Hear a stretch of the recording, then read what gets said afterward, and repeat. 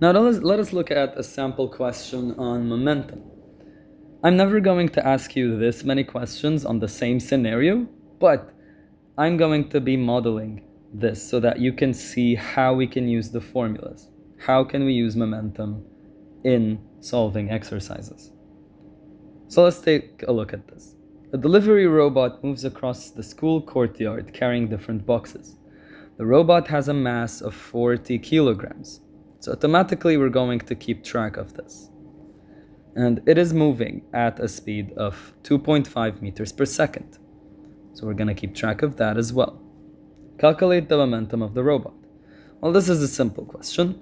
We're just going to use the formula directly as it is. P equals mv. We know the mass is 40 kilograms.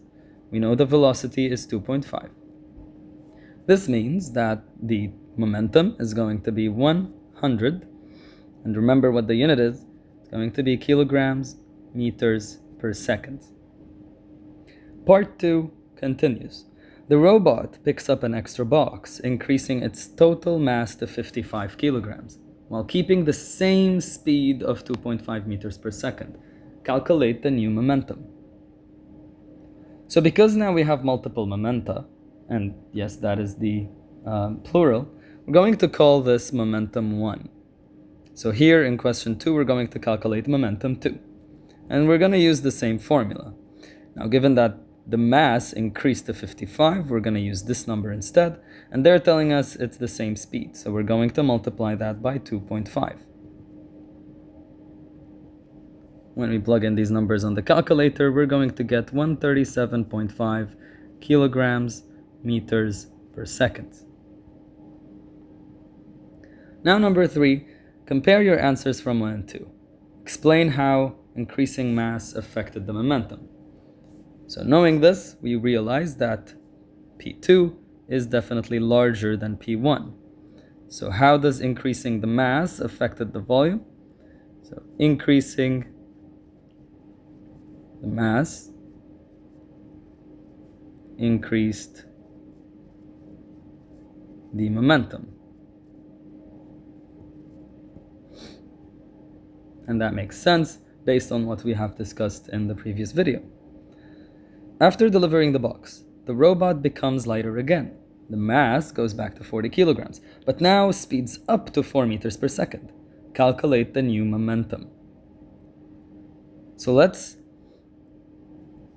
try to calculate it again. Now, I want to call this P3, but given that we are on part 4, I'm going to call this P4, just so that we don't lose track of which momentum is for which question. So P4 is going to be equal to m times v again, and the mass now goes back to 40, and the velocity is 4. Plug these numbers on the calculator, and you're going to get 160 kilograms meters per second. Compare the momentum in 1 and 4. So let's look at these. Oh God. When we look at these values, we see that P1 was 100 kilograms meters per second and P4 was 160. This means that the momentum increased between parts 1 and part 4. So what this means is that increasing the speed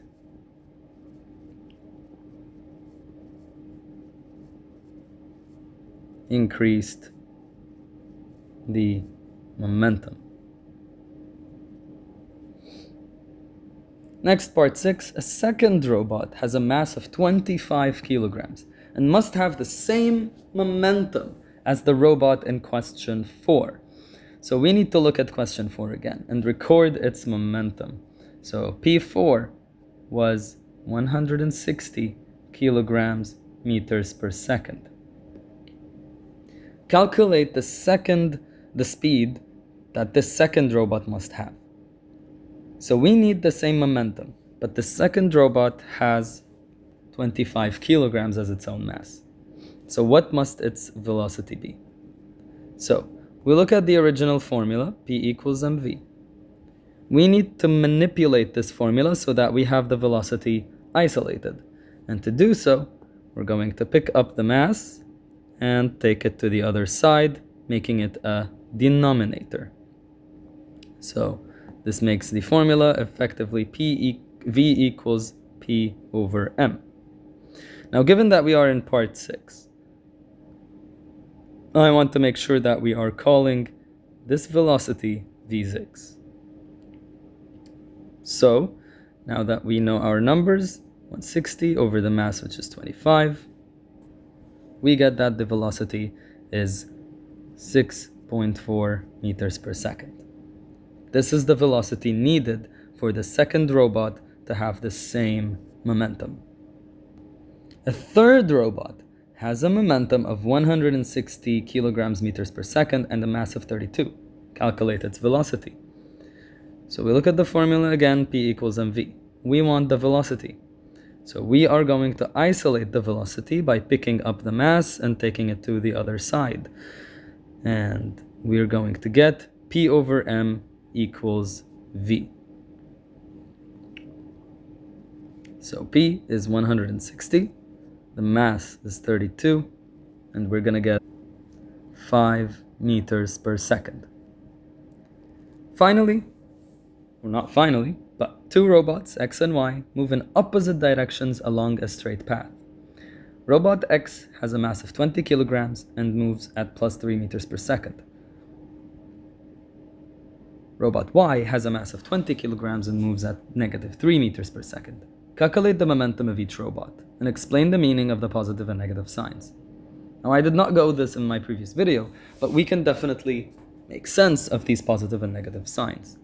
So let's first talk about the momentum of each robot.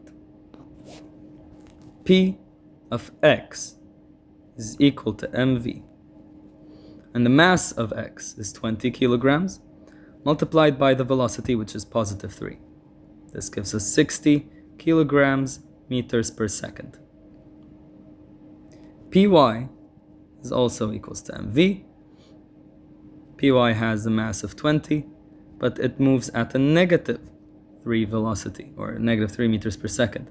And this gives us negative 60 kilograms meters per second.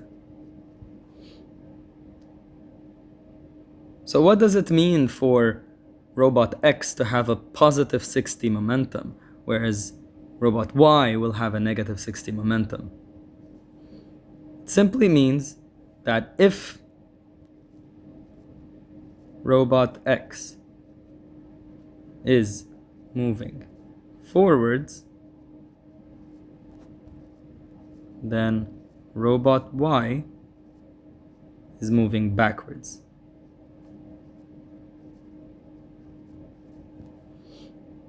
Simply, it means that these two robots are moving in opposite directions. A drone is flying horizontally with a momentum of 45 kilograms meters per second. If its speed is 9 meters per second, calculate the mass of the drone. Here, we also need to look at the original formula again. And we're going to do the same steps, but this time we want to manipulate the formula so that we isolate mass. And to isolate mass, you take the velocity to the other side. And we're going to get that m is equal to p over v. So m equals the momentum over the velocity, which is 45 over 9. And this gives us 5 kilograms. Finally, a safety engineer wants a robot to have a momentum of 200 kilograms meters per second. The robot's maximum allowed mass is 50 kilograms. Calculate the minimum speed the robot must travel to reach the momentum, and explain whether increasing the mass or increasing the speed is more effective for increasing momentum. To solve this question, we're going to do the same steps as before. P equals mv. But we need the speed. So we're going to manipulate the formula again by taking the mass to the other side and grabbing and isolating the v. So now we're going to have v equals p over m, which means it's 200 over 50 kilograms. And this means that the velocity must be 4 meters per second. So this is the minimum speed that the robot must travel to reach that momentum. Now, explain whether increasing the mass or increasing the speed is more effective.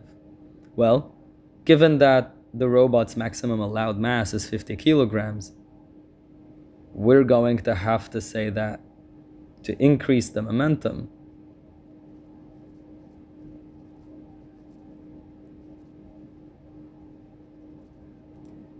we have to increase the speed because the robot's maximum allowed mass is already 50 kilograms.